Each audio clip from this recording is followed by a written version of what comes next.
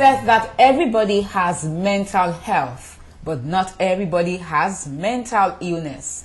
With the numerous societal challenges many Nigerians face today, it is not uncommon to find many Nigerians living with mental illness.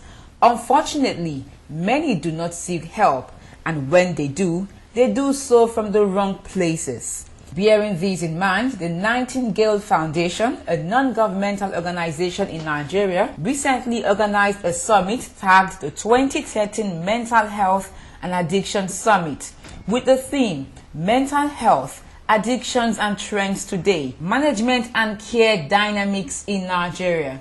The Deputy Editor-in-Chief, Telecommunications Limited, Mr. Dele Omotunde, welcomed all the guest speakers and participants to the summit while giving kudos to the founder of the Nightingale Foundation for coming up with this brilliant idea. I'm particularly delighted to welcome all the guest speakers and participants, both from within the country and without.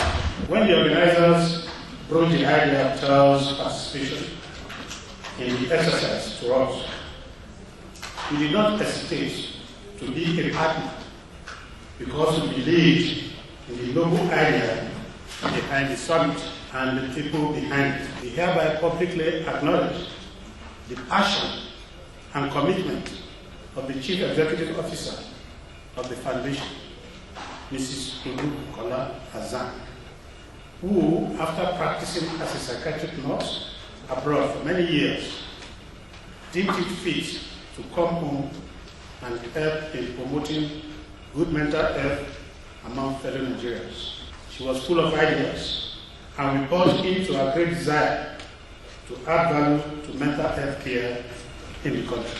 We could feel the fire in her spirit, and we thought the least we could do was to give her our full support. She has worked tirelessly, day and night, towards the hosting of this summit today. The full credit should go to her and the Nightingale Foundation. The president and founder of the Nightingale Foundation, Mrs. Olubukola Hazan, spoke on the idea behind the summit while laying emphasis on caregivers. You will agree with me that the situation in the country at present needs to be addressed urgently before it gets out of hand. It is what I call race against time on mental disorders. Nigerians are faced daily with numerous problems ranging from bad roads, poverty, environmental pollution, traffic, lack of access to social amenities, migration from rural areas to urban cities, particularly Lagos, for greener pasture, unemployment, suicide, plane crash, malnutrition, notice of disengagement from work via short message calls, to mention but a few. Many people, rich and poor, young and old, male and female, are working mental cases, yet they may not be aware. This is the first mental health summit organized by an NGO in Nigeria. In these dynamics, and indeed, we are pleased to welcome delegates from other parts of the world for making this event glorious. Mental health is an important issue, and WHO has issued a global mental health action plan from 2013 to 2020. I would like to commend other NGOs in their good work of campaigning against stigmatization and discrimination with people living with mental illness. I hope all organizations, both the private and the public sector, will adopt this awareness campaign at this critical moment. This is an opportunity for all stakeholders to identify, brainstorm, and discuss significant mental health policy, and also stimulate the government and non-governmental organizations to increase the effectiveness of their own mental health program. The summit started in earnest with the first speaker, Dr. Tayo Daramola, a consultant psychiatrist in Asokoro Hospital, Abuja, giving a presentation on the challenges in care approach practice and the Nigerian factor in healthcare methodology paradigm shift from the norm. Please, when I do this, what does it mean? I'll show you my experience. It means I'll show you, I'll deal with you. But did I say anything? How are you not thinking I wanted to sing a song? Why is everybody in this hall thinking it means I'll deal with you? Because you have what we call collective unconscious. You are paranoid by nature. You understand? Nobody needs to tell you to be afraid of the dark. And because of the collective unconscious, you are aware that there should be something mysterious about the dark because your visual abilities could not function in the dark. So there is a gap, and you need to be reassured. It is not what happens, but your interpretation that determines whether the event becomes stressful. There is this concept there in Yoruba land about Shakona.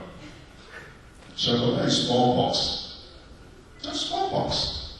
But then, people did not know the mode of spread, which is by inhalation. It's a virus.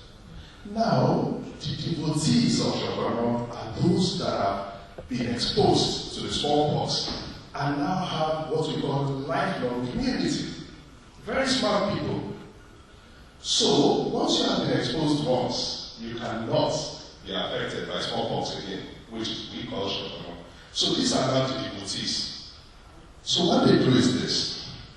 When there is somebody that has smallpox, they simply are the ones that will cater for this individual because they are the devotees.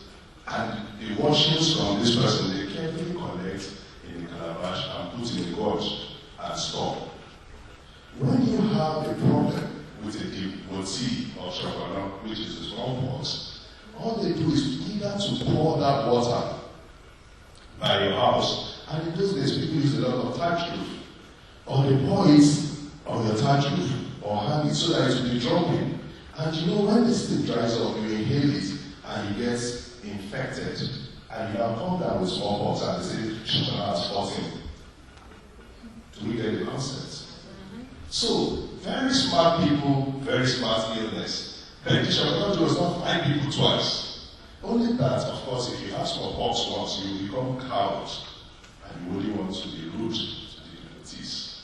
So the concept transcended from one generation to the other until smart people started asking questions. Until one smart man invented vaccinations for smallpox. Please, how many Shakwana devotees do we have now? It has gone into extinction. After the presentation, participants were given an opportunity to ask questions, and of course, the appropriate answers were given. So how do we actually enlighten the public, making people realize that the person you think is insane is probably saner than you because the person reasons better. But by virtue of your position as husband, as a significant person, as a more powerful person in that person's life, you have overpowered him or her and drafted him for unnecessary treatment. But in reality, man, it is very difficult for you to be erroneously admitted in an institution of treatment, in a treatment facility. I'm not talking about prison units or traditional units. That's why I said there are few treatment centers. I want to find out if there's really a place for miracle in curing malady. We are not saying that what you believe in does not work. In fact, it is of psychotherapeutic value that you have a belief in something that is unshakable. There are some illnesses that respond well to what you believe in. I want to say that I have a challenge which Berasim threw light on, especially the area of giving us a clear-cut dichotomy between mentally retarded in adults and identifying mental challenges in children. As long as your interaction with your environment is distorted, for you to say that somebody is mentally ill, the symptom has to be persistent. Not just that I heard somebody call my name once. I said, They say it's hearing voices. Another paper was presented by James Doa, a senior principal lecturer and senior research fellow Department of Mental Health at the De Montfort University, Leicester, United Kingdom, with the title Information Technology Knowledge Management and its Revolution in Mental Health Care and Addictions. There are three things that contribute to good mental health. Now, if we see the person who's described as mad, we don't know what they're thinking. We can't take a photograph of what's inside their head. We can't take a photograph of how they feel in their heart. But what we can take a photograph of is their behaviour.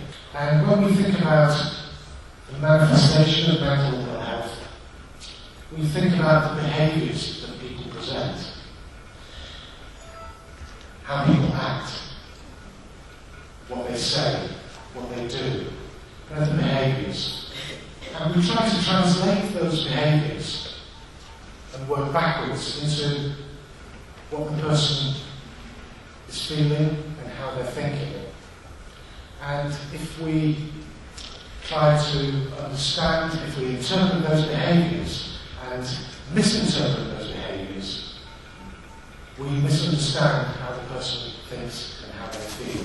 Participants at the summit expressed their views while speaking on mental health, addictions, management and care. We need people to go into such issues, the issue of raising awareness on the dangers of the drug abuse, because drug abuse is a problem to the society, to the family, to an individual. So even if you feel I don't abuse drugs, but the fact that you have drug abusers in the society, it affects every one of them, because it leads to so many things like crime, rape, so many, and you don't know who will be affected any day. So raising awareness is good, especially for the young children who are vulnerable. It's different. Basically, is out of the old HIV. Yeah, HIV, malaria, tuberculosis, and all of that funny diseases are actually very, very important as well.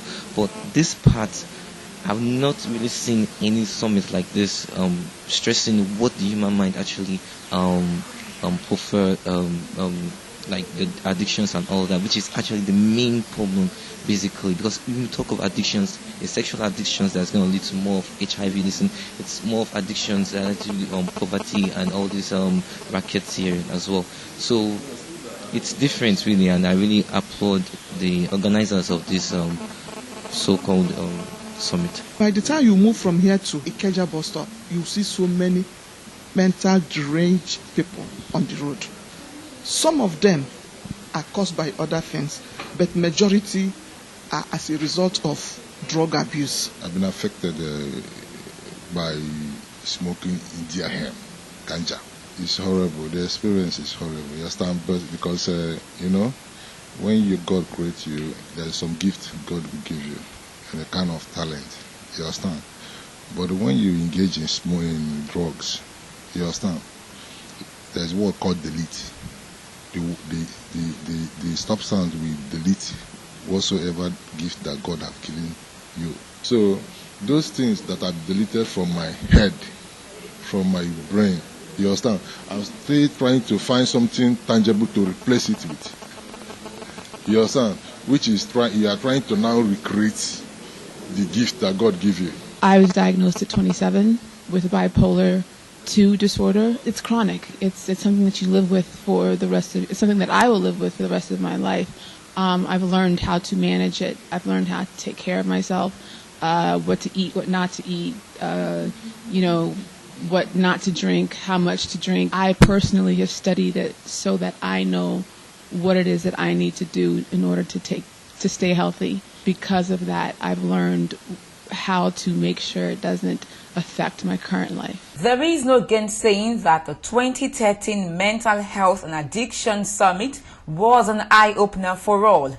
It is therefore hoped that all the misconceptions about mental illness will be done away with, and those with the illness will seek medical help.